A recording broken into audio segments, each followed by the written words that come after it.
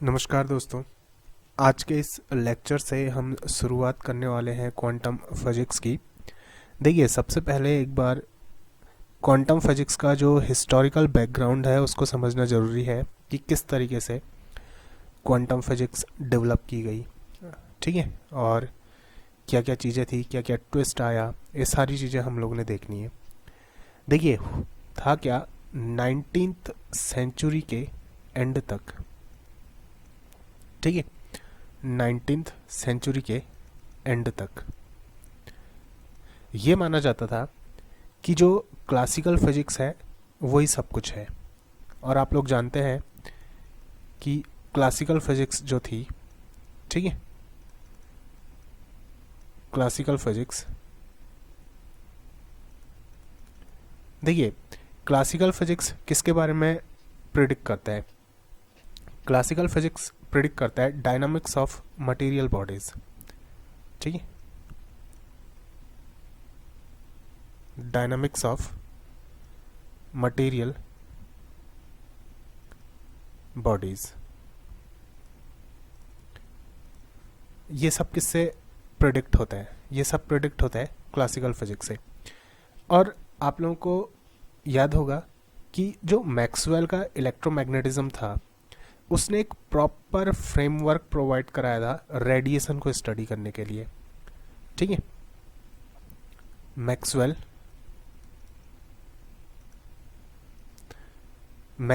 Electromagnetism,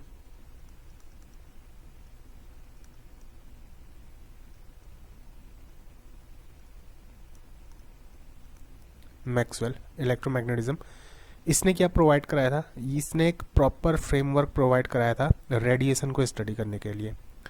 ठीक है, provides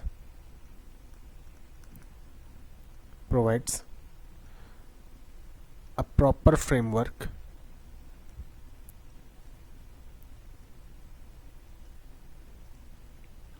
framework to study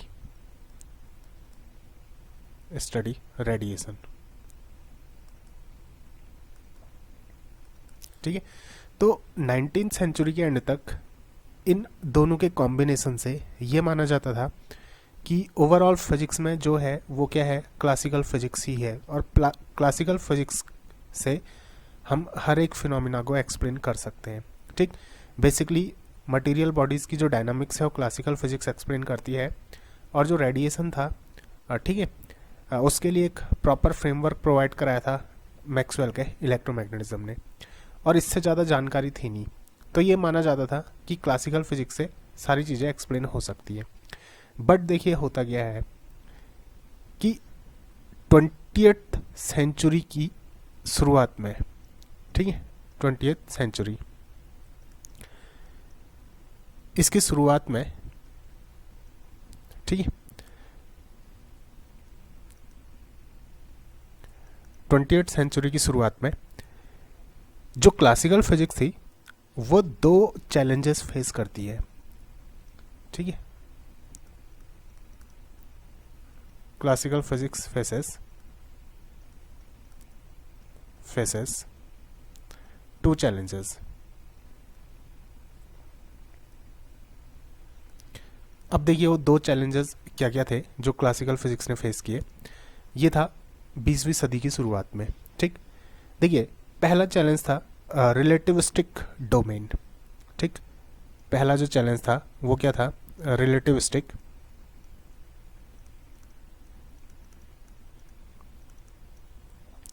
domain.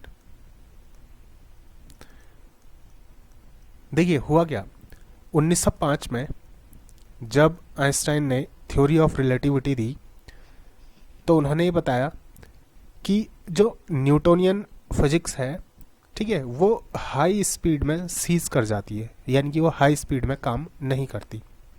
ठीक, रिलेटिविस्टिक डोमेन क्या था कि 1905 में आइंस्टाइन ने बताया कि न्यूटोनियन जो फिजिक्स है,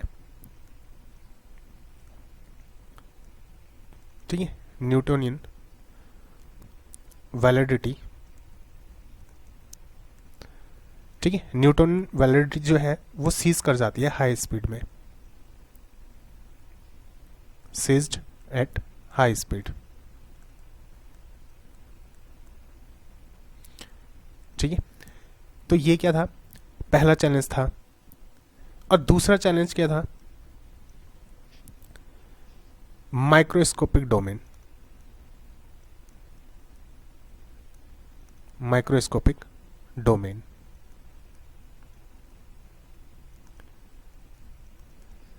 देखिए माइक्रोस्कोपिक डोमेन का मतलब क्या है कि माइक्रोस्कोपिक लेवल पे क्लासिकल फिजिक्स के जो रूल्स हैं वो फेल कर जाते हैं, वो प्रॉपरली काम नहीं करते। ठीक है, ये है माइक्रोस्कोपिक डोमेन। अगर मैं बात करूं एटॉमिक और सब एटॉमिक लेवल पे,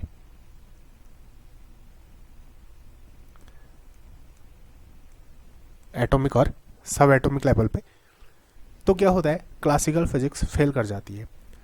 जैसे आप लोगों ने देखा होगा कि ये मान लीजिए एक न्यूक्लियस है और इलेक्ट्रॉन क्या करता है, इसके चारों तरफ रिवॉल्यूशन करता है कुछ इस तरीके से। ठीक है, अब देखिए जब ये रिवॉल्यूशन करेगा तो रिवॉल्यूशन करते करते एक वक्त ऐसा आना चाहिए जब ये इलेक्ट्रॉन क्या करेगा, इस न्यूक्लियस में गिर जाना चाहिए। ठीक है, क्योंकि रिवॉल्यूशन करते करते ये क्या करेगा, अपनी एनर्जी को रेडिएट करेगा, और जब ये अपनी एनर्जी को रेडिएट करेगा तो इसने न्यूक्लियस में गिर जाना चाहिए, बट ऐसा होता नहीं है, इलेक्ट्रॉन कभी भी न्यूक्लियस में गिरता नहीं है।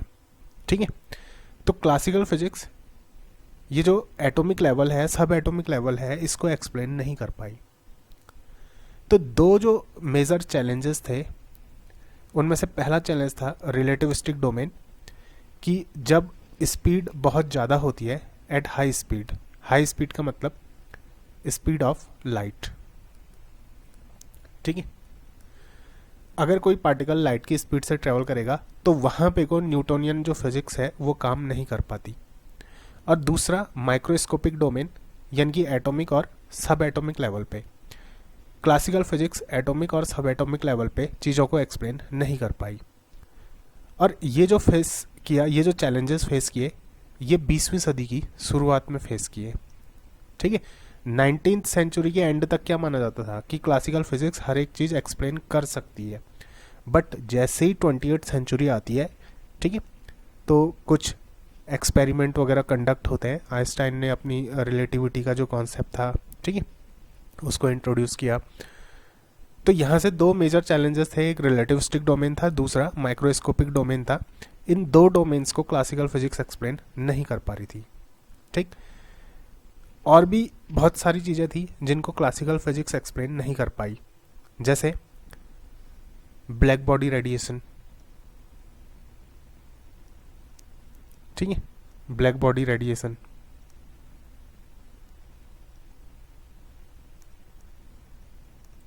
इसको क्लासिकल फिजिक्स एक्सप्लेन नहीं कर पाई। अब देखिए ब्लैक बॉडी रेडिएशन क्या होता है, ये सारी चीज़ें हम लोग डीपली पढ़ेंगे आने वाले टॉपिक्स पे। ठीक, photo electric effect,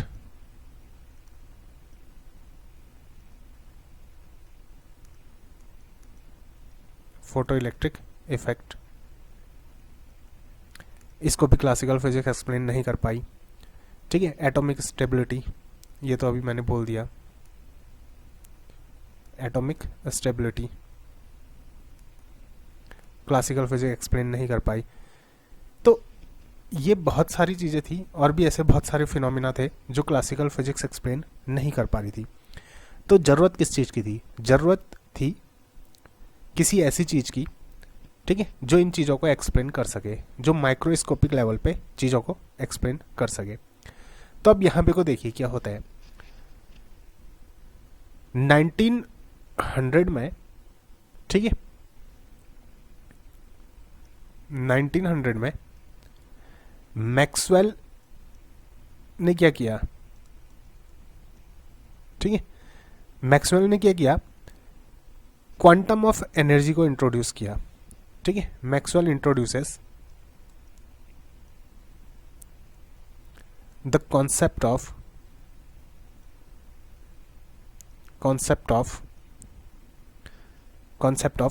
quantum of energy, quantum of energy. ठीक, 1900 में क्या होता है, मैक्सवेल ने क्या इंट्रोड्यूस किया, क्वांटम ऑफ एनर्जी। अब ये था क्या, उस चीज को एक बार समझिए। देखिए देखिए ये मैक्सवेल है, इन्होंने क्या इंट्रोड्यूस किया, क्वांटम ऑफ एनर्जी इन्होंने इंट्रोड्यूस किया। ठीक, बोलने का मतलब कि जो एक्सचेंज होता है, ठीक है, रेडिएशन और जो उसकी सराउंडिंग है उसके बीच एनर्जी का, बात समझिए, रेडिएशन, ठीक है, रेडिएशन और सराउंडिंग,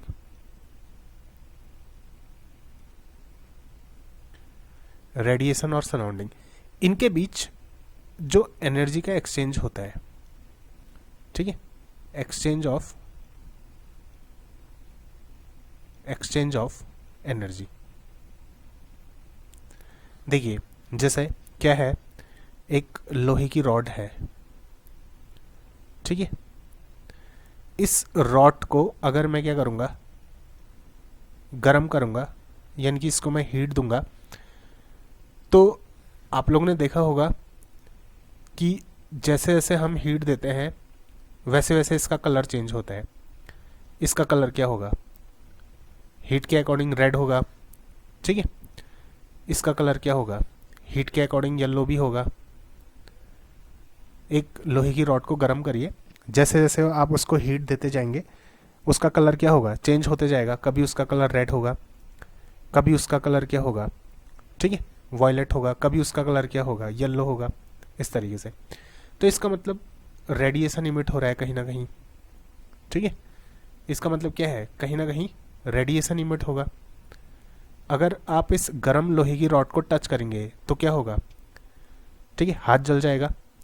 तो इसका मतलब क्या है ना, हीट का जो रेडिएशन इमिट हो रहा है। अब ये जो सराउंडिंग है, बाहर की जो सराउंडिंग है और ये जो रेडिएशन है, इसके बीच एनर्जी का जो एक्सचेंज हो रहा है, ठीक है, इसके बीच ये जो एनर्जी का एक्सचेंज हो रहा है, ये एक्सचेंज, ठीक है, कैसे होगा, ये एक्सचेंज क्वांटाइज्ड फॉर्म पे होगा। ये जो एक्सचेंज होगा ये किस फॉर्म पे होगा, ये एक्सचेंज होगा डिस्क्रीट और in quantised amount. This exchange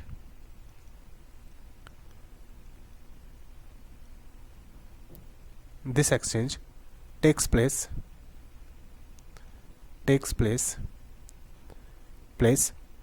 in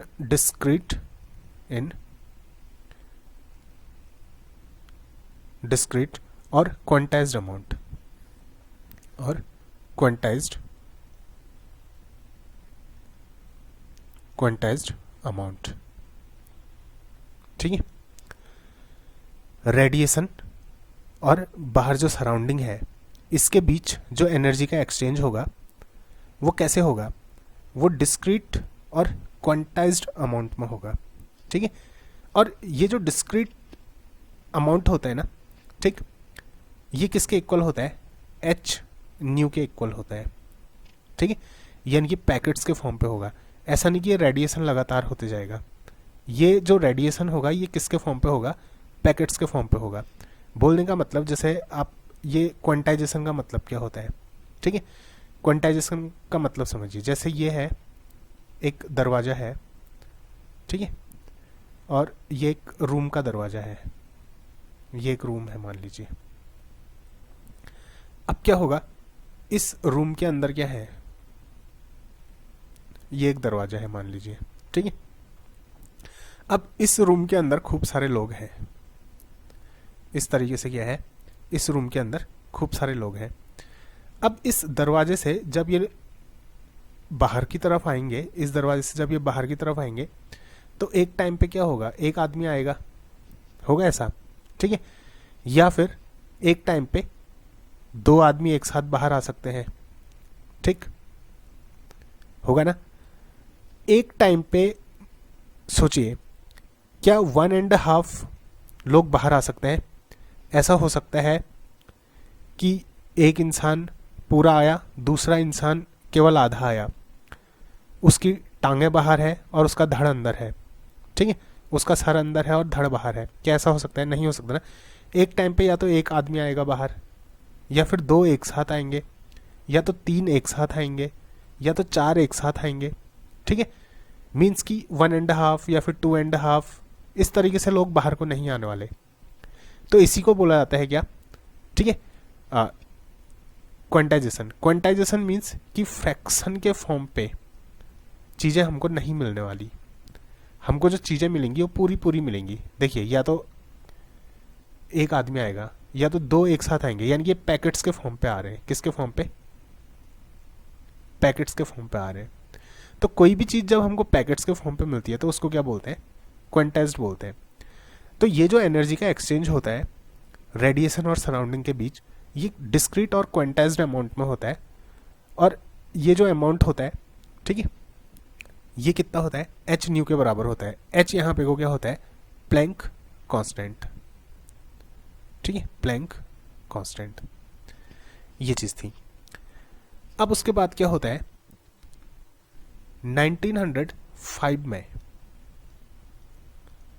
ठीक है, 1905 में आइंस्टाइन क्या करते हैं? आइंस्टाइन ये जो आइडिया था मैक्सवेल का, ठीक है, कि एनर्जी का जो एक्सचेंज होगा सराउंडिंग और रेडिएशन के बीच में, वो डिस्क्रीट वे पे होगा।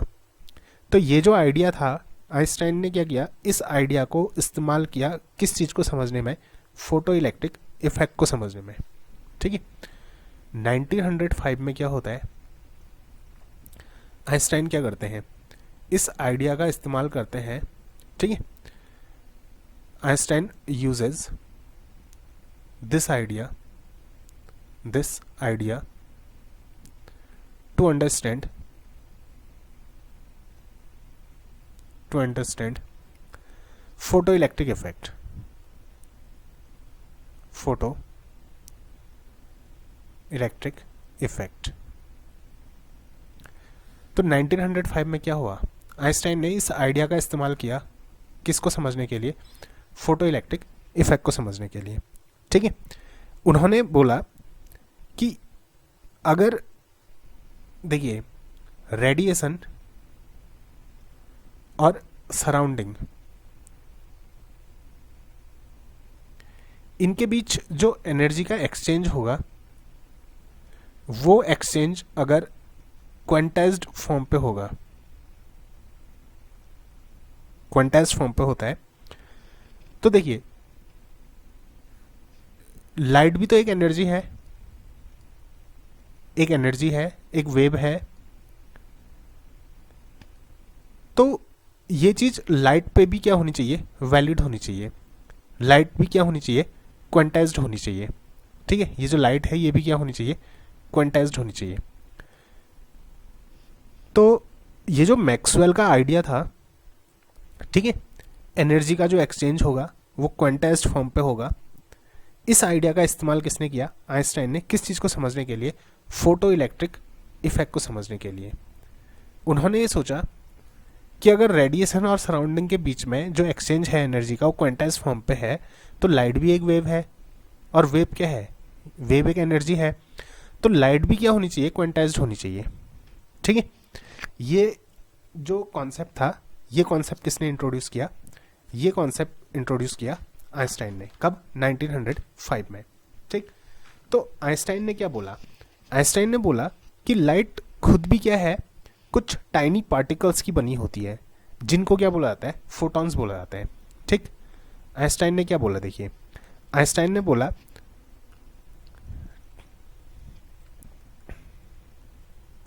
Einstein said light itself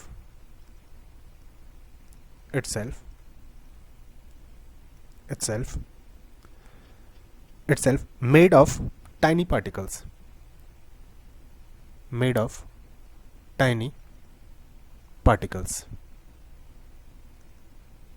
itself made of tiny particles called photons.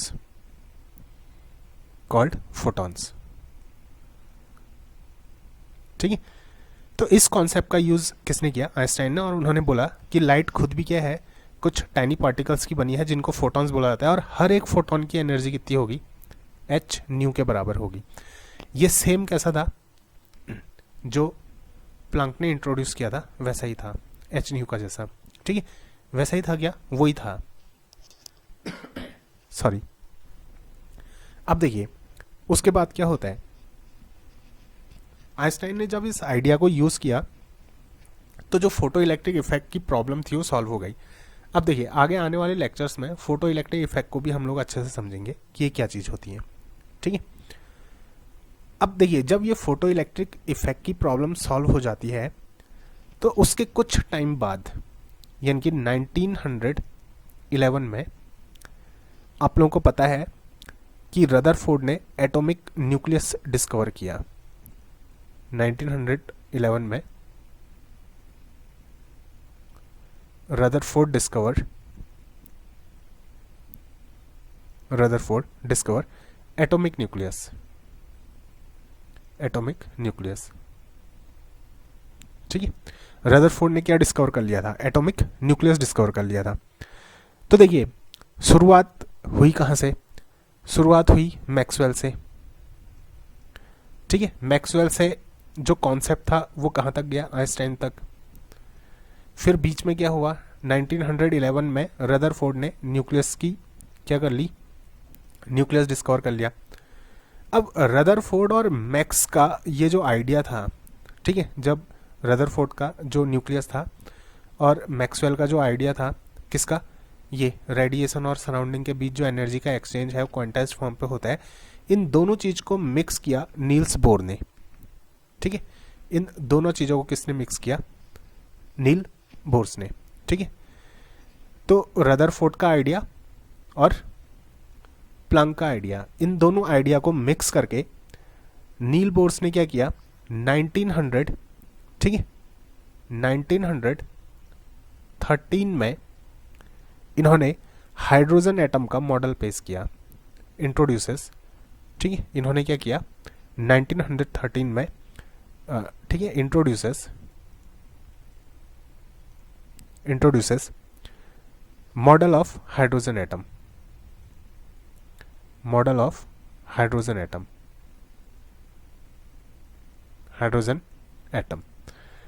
Hydrogen atom का मॉडल पेश किया, ठीक है।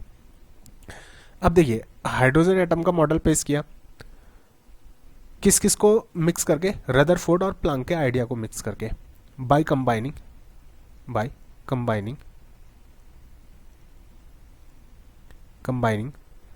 The idea of Rutherford and Max Planck, ठीक है। प्लैंक और ठीक ये रदरफोर्ड का आइडिया मिक्स करके नील बोर्स ने क्या किया, हाइड्रोजन एटम का मॉडल पेश किया, ठीक है। अब देखिए उसके बाद क्या होता है, 1923 में कॉम्पटन ने कुछ डिस्कवरीज की थी, ठीक है। कॉम्पटन कौन है, हाँ ये है कॉम्पटन, ठीक, यही है कॉम्पटन, एक बार देख लेता हूँ, हाँ इसमें तो नाम भी नहीं लिखा, हाँ यही होंगे कॉम्पटन, और तो कौन होंगे फिर, ठीक, यही है कॉम्पटन, ठीक। तो देखिए अब 1923 में क्या होता है, 1923 में, ठीक है, कॉम्पटन ने यह डिस्कवर किया कि जो लाइट है उसका कॉर्पस्कुलस नेचर होता है, ठीक है, यानी कि पार्टिकल नेचर होता है। 1923 में क्या हुआ, Compton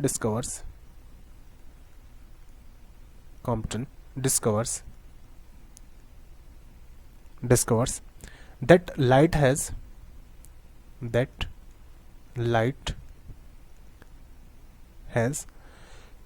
corpuscular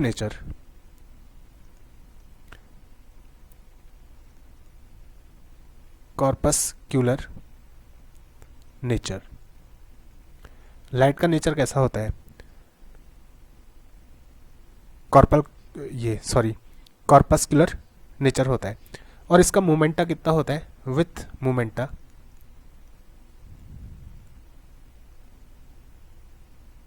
momenta H nu upon C.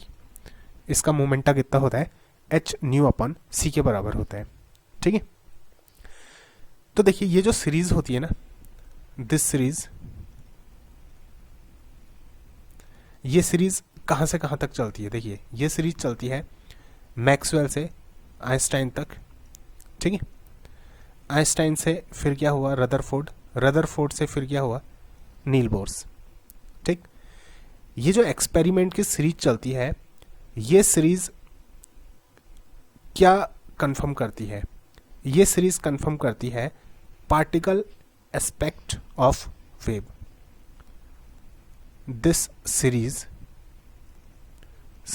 From Maxwell to Einstein to Rutherford to Niels Bohr confirms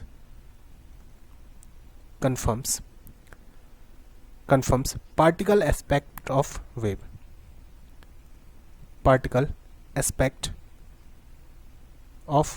wave, ठीक है। देखिए हुआ क्या, मैक्सवेल ने क्या बोला, रेडिएशन और सराउंडिंग के बीच एनर्जी का एक्सचेंज क्वांटाइज फॉर्म पे होता है। आइंस्टाइन ने इसको अप्लाई किया लाइट पे, कि जो लाइट है वो भी एक वेव है, वो भी एक एनर्जी है। ठीक है, तो वो भी क्या होनी चाहिए, क्वांटाइज्ड होनी चाहिए। फिर उसके बाद रदरफोर्ड का एटॉमिक न्यूक्लियस जो था उसका कॉन्सेप्ट आया। फिर नील बोर्स ने क्या किया, इन सबको कंबाइन किया। इन सबको कंबाइन करने के बाद कॉम्पटन का जो एक्सपेरिमेंट था, कॉम्पटन ने अपने ठीक है, कॉम्पटन ने क्या डिस्कवर किया कि जो वेव है उसका कैसा नेचर होता है। ठीक है, लाइट का कैसा नेचर होता है, कॉर्पस्कुलर नेचर होता है, और उसका मोमेंटा कितना होता है, एच न्यू अपॉन सी के बराबर होता है। मीन्स कि लाइट का पार्टिकल नेचर होता है, और लाइट क्या है, एक वेव है। तो ये जो सारे एक्सपेरिमेंट थे, ये सारे एक्सपेरिमेंट क्या शो करते हैं, देखिए कि जो एक वेव है, वेव का नेचर कैसा होता है, वेव पार्टिकल नेचर भी शो करती है। वेव क्या करती है, पार्टिकल नेचर भी शो करती है। ये चीज़ डिस्कवर हो चुकी है अभी तक। ये जो इतने एक्सपेरिमेंट थे, इन एक्सपेरिमेंट ने ये दिखाया कि जो वेव है वो किसका नेचर शो करती है, पार्टिकल की तरह भी वेव बिहेव करती है। इन सब के जो एक्सपेरिमेंट थे वो कुछ इस तरीके से चले आ रहे थे। बट क्या होता है 1923 में, इसी साल, ठीक है, 1923 में ही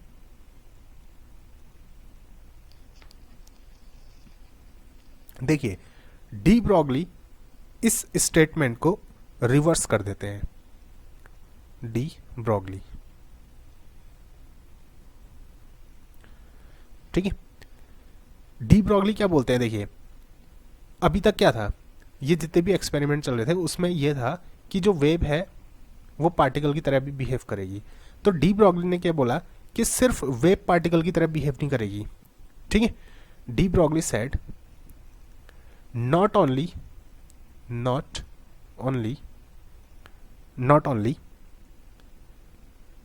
radiation shows particle nature,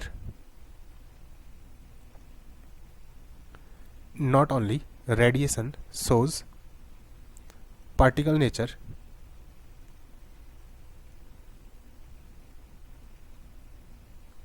देखिए सिर्फ रेडिएशन पार्टिकल नेचर शो नहीं करेगा, ठीक है, बट particle also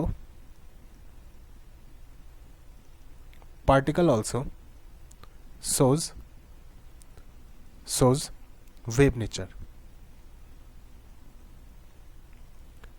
ठीक है, अभी तक क्या था कि वेव पार्टिकल नेचर शो करती है। 1923 में डी ब्रॉगली ने क्या बोला कि सिर्फ वेव पार्टिकल नेचर शो नहीं करती है, ये जो पार्टिकल है ना, ये वेव का नेचर भी शो करता है। ठीक है, ये किसने बोला, डी ब्रॉगली ने बोला। लेकिन कब, माइक्रोस्कोपिक लेवल पे। ठीक है, माइक्रोस्कोपिक लेवल पे कब करता है, माइक्रोस्कोपिक लेवल पे।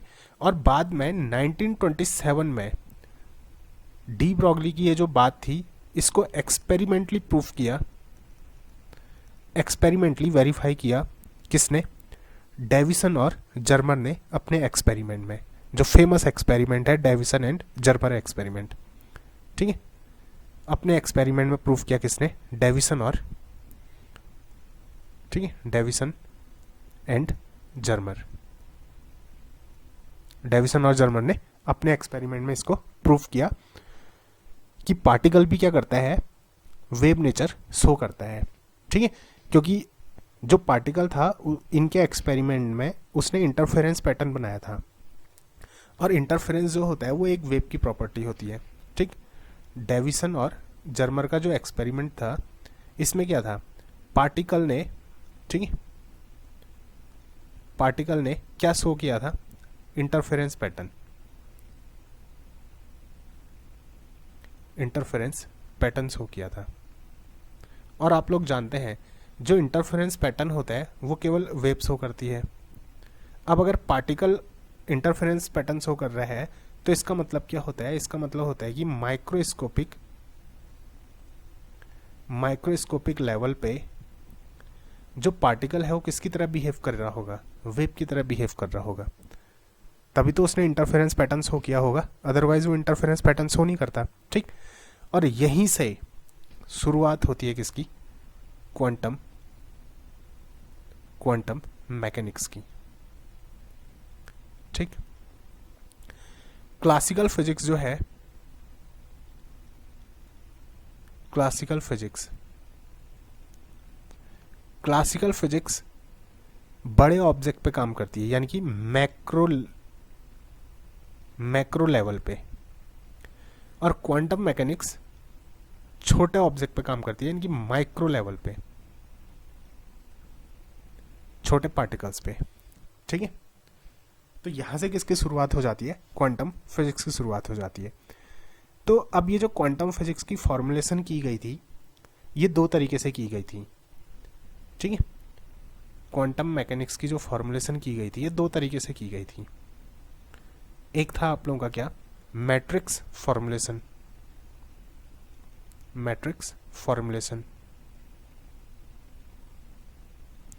और दूसरा क्या था, वेव मैकेनिक्स। मैट्रिक्स फॉर्मुलेशन किसने की थी, ठीक है, मैट्रिक्स फॉर्मुलेशन की थी हेजनबर्ग ने,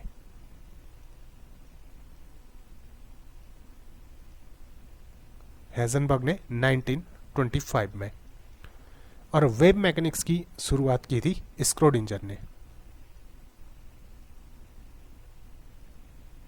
ठीक है, स्क्रोडिंजर ने 1926 में।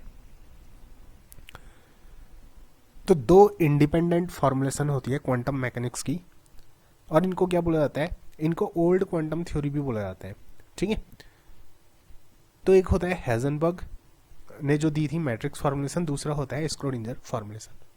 तो आगे आने वाले लेक्चर्स में हमने पहले ये सारे इफेक्ट देखने हैं कि जैसे ब्लैक बॉडी रेडिएशन था, फोटो इलेक्ट्रिक इफेक्ट था, किस जगह पे क्लासिकल मैकेनिक्स फेल हो रही थी और क्वांटम मैकेनिक्स ने उसको किस तरीके से एक्सप्लेन किया, और यहाँ से क्वांटम मैकेनिक्स की फॉर्मुलेशन हम लोगों ने पढ़नी है, ठीक है।